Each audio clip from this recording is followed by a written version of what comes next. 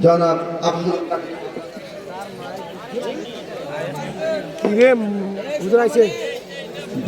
আব্দুল কাদের হাওলাদার সাহেব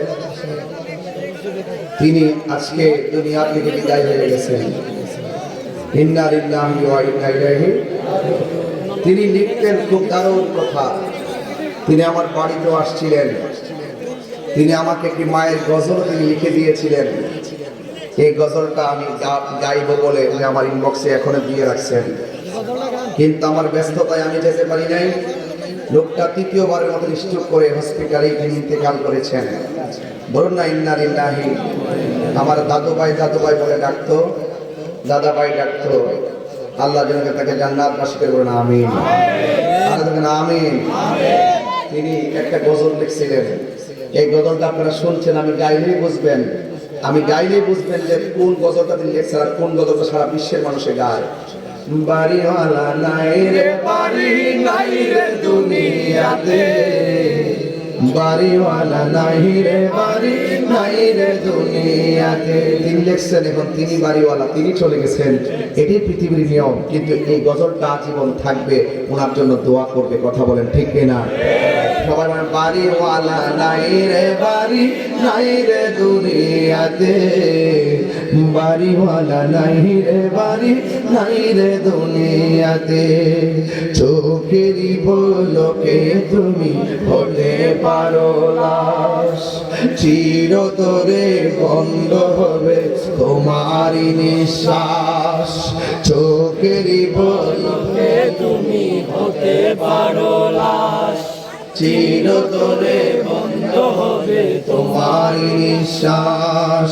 হবে এলান তোমারই নাম মসজিদের মাইকে, হবে এলান তোমারই নাম মসজিদের মাইকে। বাড়িওয়ালা নাই রে বাড়ি নাই রে দুনিয়াতে, বাড়িওয়ালা নাই রে বাড়ি নাই রে দুনিয়াতে।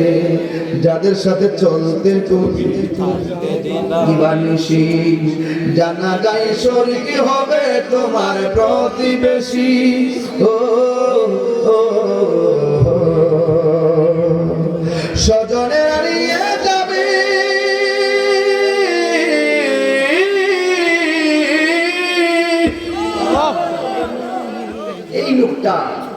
এই লোকটা আজকে চলে গেছে। যে লোকটার সঙ্গী ছাড়া পৃথিবীর মানুষ যায়। বাবারে, আমি চিল্লে ওয়াজ করতেছি, একদিন আমার ওয়াজ মোবাইলে বাজবে, কিন্তু আমি কবরে পড়ে থাকবো। আজকে তাহিরি এই চাবিতল আসছে, হাজার হাজার মানুষ ওয়াজ শুনতেছে। একদিন আমি যখন কবরে যাব, আমি আর এখানে আসতে পারবো না। এই জন্য ওই মৌলারই কথা বলতেছি, যাদের কাছে জান্নাতের চাবি থাকবে,